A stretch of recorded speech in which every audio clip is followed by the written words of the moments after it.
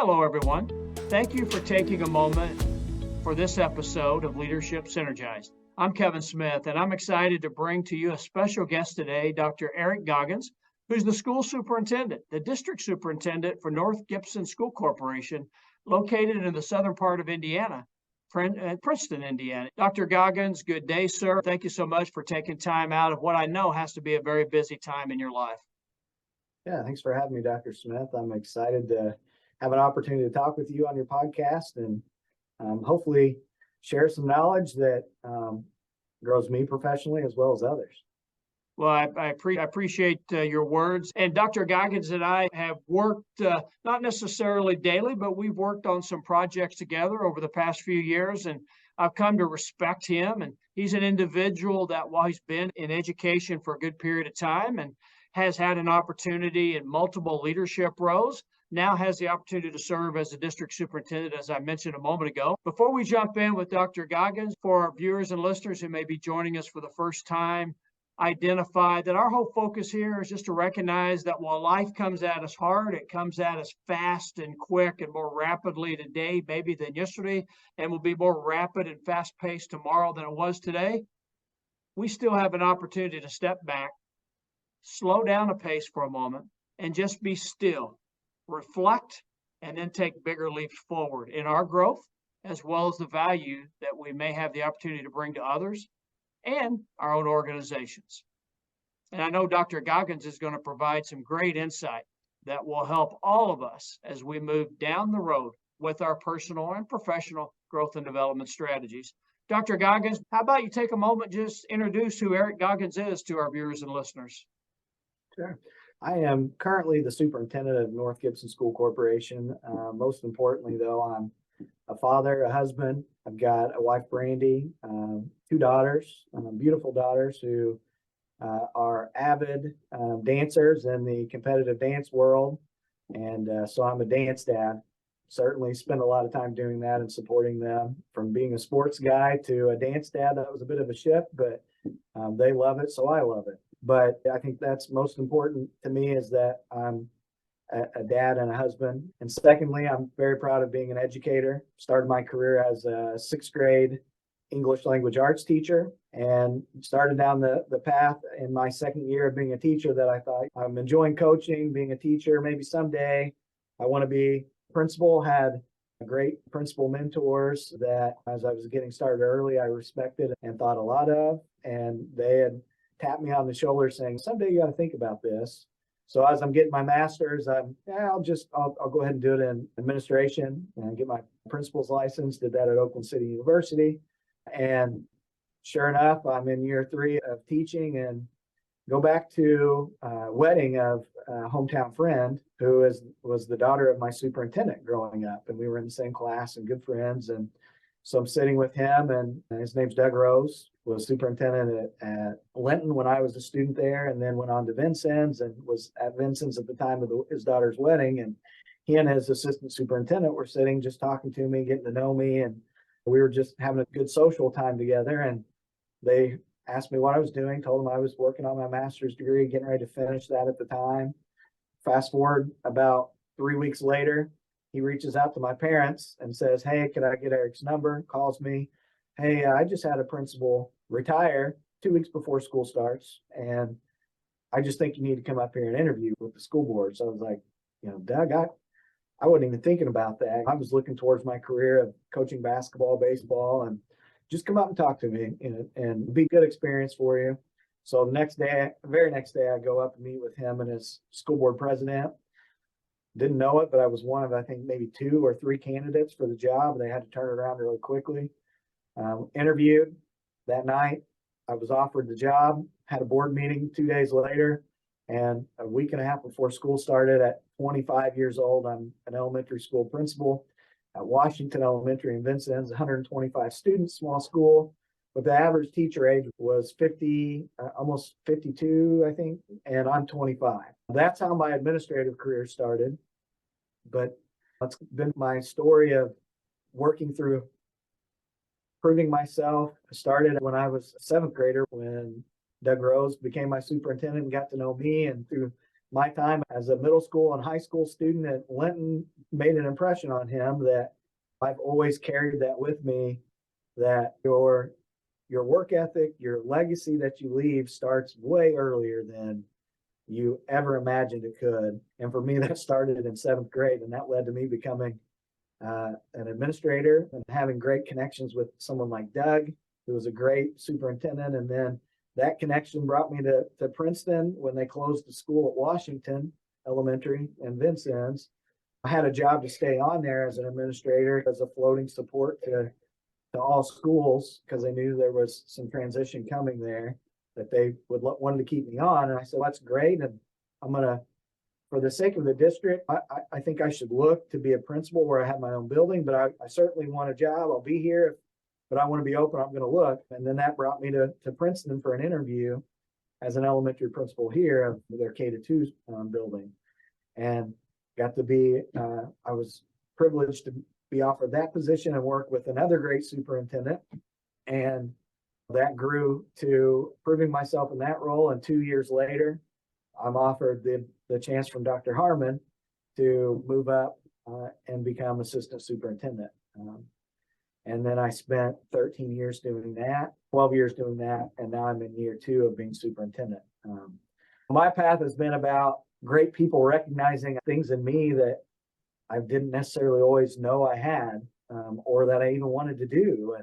So that's something I've carried with me into my role as a leader. Is I'm constantly reminding myself of how I got to where I'm at and how I need to be that to others, and identify those people within my circle of reach that I can mentor and find that ability in. And I'll be honest, I even look at that with people who I serve as that are students here. I'm constantly looking at, man, if this kid was ever a teacher, I'd want them to be on my team, and constantly keeping that in mind of who makes that impression on me of being a leader. And sometimes people don't recognize that, and pointing it out to them that you are a leader and you really need to be thinking about this. Have you thought about this? So that's a legacy I've learned that I want to be to others, is just that person who finds the leader in others and points them in that direction to maybe see the things they don't see in themselves, and get them thinking about what their path to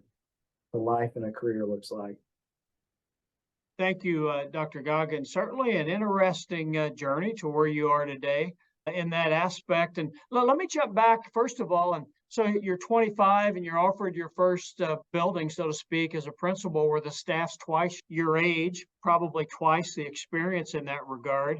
Was there ever a thought to say no to that opportunity?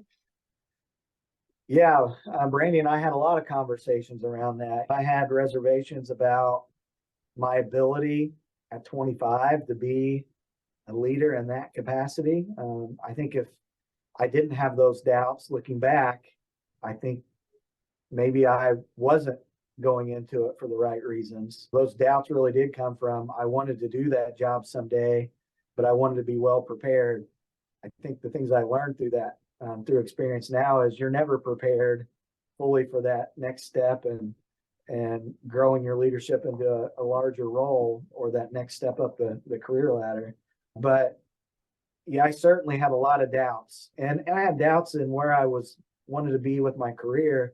I was very interested in making my way up the ladder to become a high school varsity basketball coach. And that's where, going into education, I thought I want to go that path, while someday becoming a leader like some principals I experienced as a kid, and Doug Rose as a superintendent. I saw those positive leadership qualities of, they were just good people who, even as a student, made you feel like you were special and somebody important.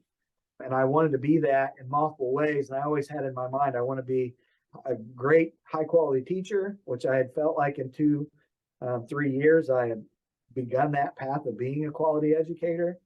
I wanted to improve myself in that aspect.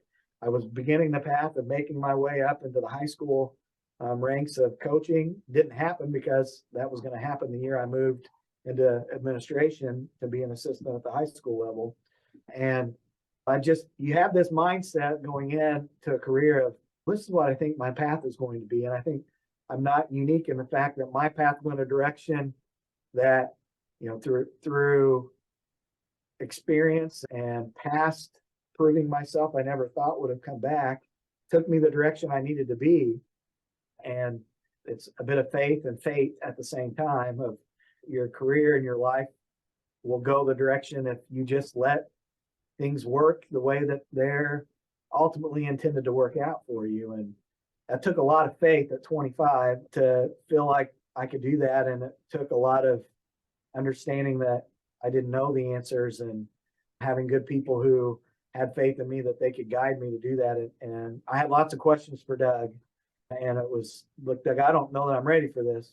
And he put a lot of faith in me. And I know you are.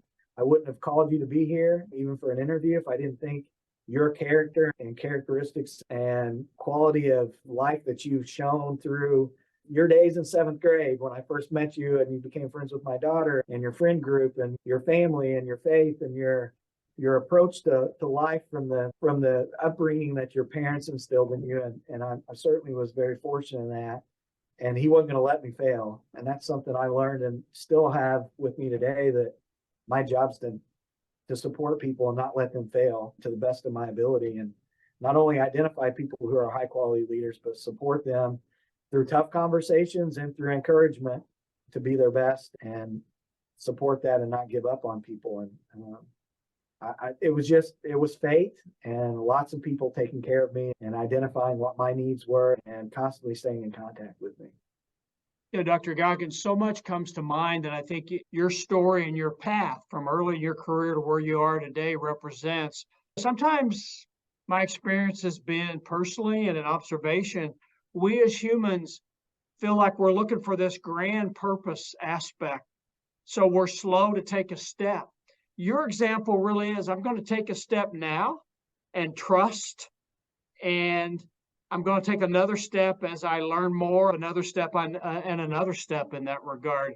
As you reflect back at age 25, stepping into the building just about the time school starting those years ago, what do you think's the number one skill or attribute, or however you would call strength perhaps, that has allowed you to be successful from that first day at age 25 to grow to become a district superintendent today? Yeah, that's an easy answer for me. It's being people centered and relationship centered. I've always had the approach from just when I was, it goes all the way back to being very young, and the work ethic that I learned was, I was 11 years old and I had a friend's dad who worked at Pioneer Seed, and they needed people to go out and cut down the road corn that was growing quicker, that was going to start pollinating the cornfields. And he worked at the plant. So he took the contract and said, hey, I've got two boys. One's my family friend, which was me, and his son, who was my best friend. And those boys need to learn some work ethic. And so he got us up at 6 a.m., took us to work with him, dropped us off in the cornfield by the plant that we needed to rogue, and checked on us at lunchtime. And we're 11, 12 years old. And we're out there working, cutting down corn in the middle of summer. And you were paid by the acre for the cornfield. And sometimes you had to go back and do it 2 or 3 times because it's just what you had to do. And so but what that was about to me was work ethic, but also just, he wanted to develop in us work ethic by doing and being there and supporting us in that. He'd come check on us. He'd help us do it. He wasn't going to let us fail. I just carried that work ethic. I've worked since I was 11 years old. I worked hard at everything I did, worked hard at sports. But one thing I noticed as I got into administration was, being a teacher, you're student focused. I had to learn how to be adult focused. And I focused on relationships, and I focused on, I'm not there as a 25-year-old principal to tell anybody in a classroom who has 20, 25 years of experience. I think the first teacher that had been hired there in 5 or 6 years, and there had only been 1 or 2 hired in 15 years when we were there. And I didn't pretend in any way to be an expert at what they were doing. I wanted to learn from them. I focused a lot on, how can I serve you? I cook them. I pull the grill out and grill them lunch. I just wanted to get to know people.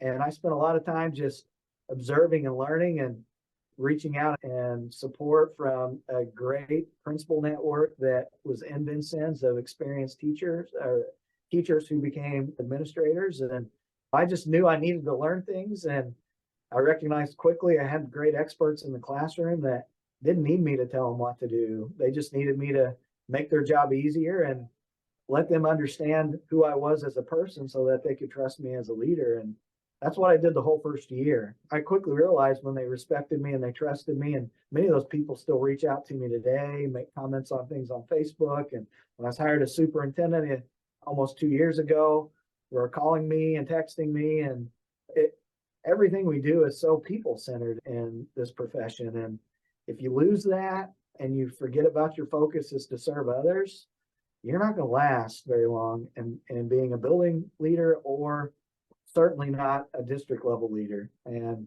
it's a tough job. And if people can't feel valued by the way you treat them and how you interact with the community and with parents, you've lost the battle from the beginning. And so every job I've had as a leader, even in the classroom, was about relationships and developing trust.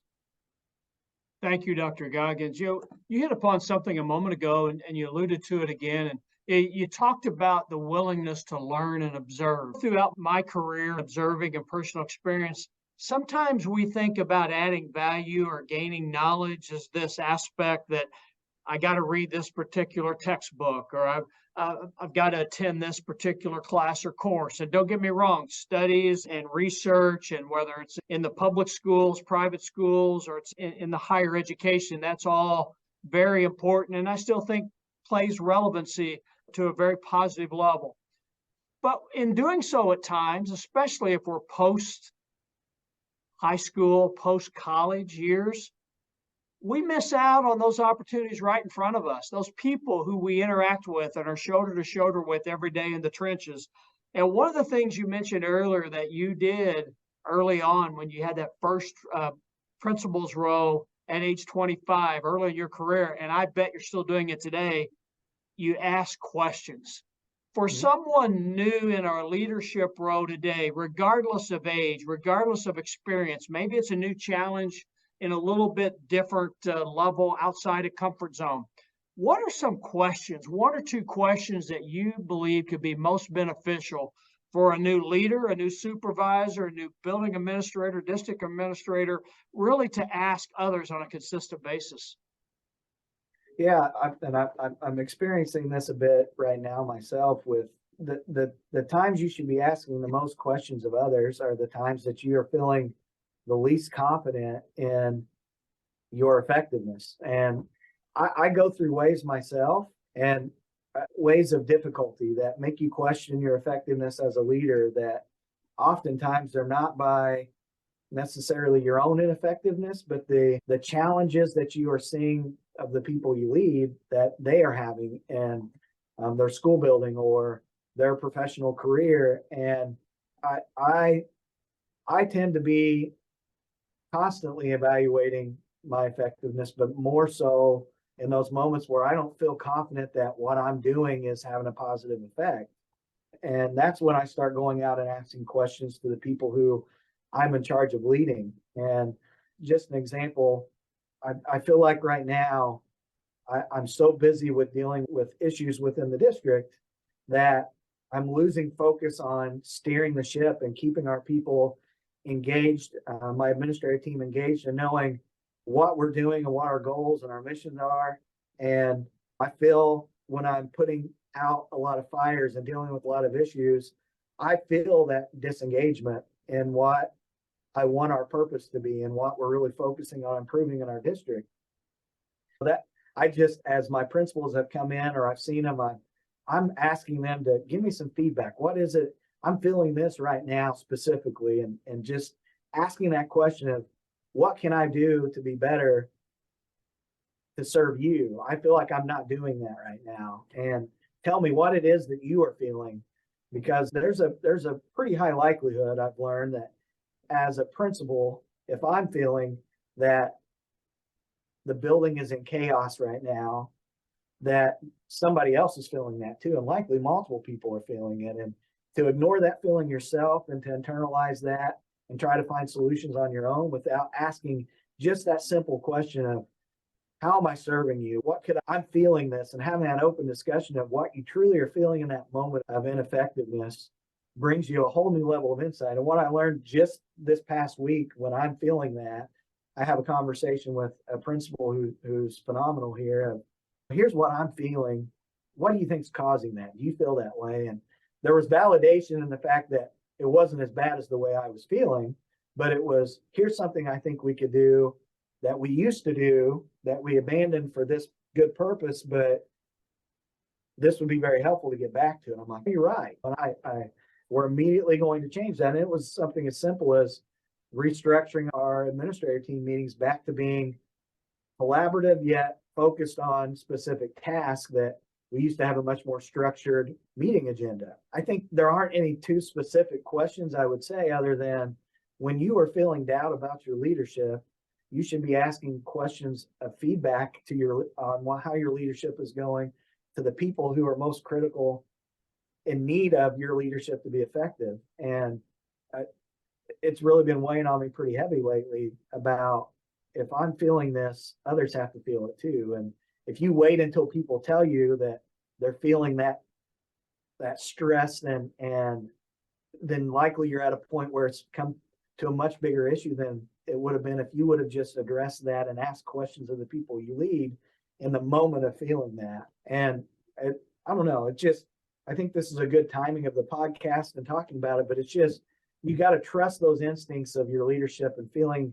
You're going to have those waves of feeling like you're in a rut. And those moments are the moments where you may be least effective, but you can be most effective by having conversations. So I think it's less about two specific questions and more about trusting your gut and your instincts about where you're at in your leadership, to have the faith to let people tell you what you're doing and what you're not doing well, if there is something. And I just did that this week. And that's something I've always done. I've always been willing to talk to people. I've been willing to have tough conversations when I see that leaders or teachers aren't as effective as I know they want to be. And you got to do that in a way that people can respect. And you got to do that in an early phase before it becomes such a big problem that you have to do something you don't really want to do. And I've always been about trusting people and believing in people, sometimes maybe to a fault. And that's something I've had to learn as well, is sometimes you get burnt really bad by trusting people too much, and makes you do things you wish you didn't have to do with making employment decisions. But I'm always going to be a trusting individual who believes in people as a whole and in general. And I want people to feel comfortable in having conversations. So the questions are about me typically, and that I did early as a principal at 25. I want to know, what do people need from me? Am I serving you? I think that's the biggest question you can ask. How am I serving you? What can I do more? I like that. Thank you, my friend. I sense the trust, the natural ability just to trust. And leaders give trust first. They don't expect their people to earn their trust. They have to give trust and be open with them. And through my life, I've adhered much to the Abraham Lincoln philosophy. I'm not going to live a life of misery by not trusting. I'm going to trust and let people be people. And Dr. Goggins, thank you for your words of wisdom, my friend. I hope you're willing to stick around for an episode next week. But what great advice. I want to dive deeper into the people-centered focus and talk about some barriers you've observed in the world around us today, especially in the education field, in the next episode. But thank you again, my friend, from the bottom of my heart, for taking part in this episode of Leadership Synergized. Thank you, Dr. Smith, for having me. I hope that you picked up something that you can grow from. And again, Dr. Goggins, wow, it's what passion to trust and to build around people. Seems simple, but many times we as humans in the natural allow life to maybe make it more difficult than what it needs to be. We're going to explore Dr. Goggins' experiences next week when we come back with another episode of Leadership Synergized. Thank you for joining us. For Dr. Goggins, I'm Kevin Smith. God bless you. I appreciate you.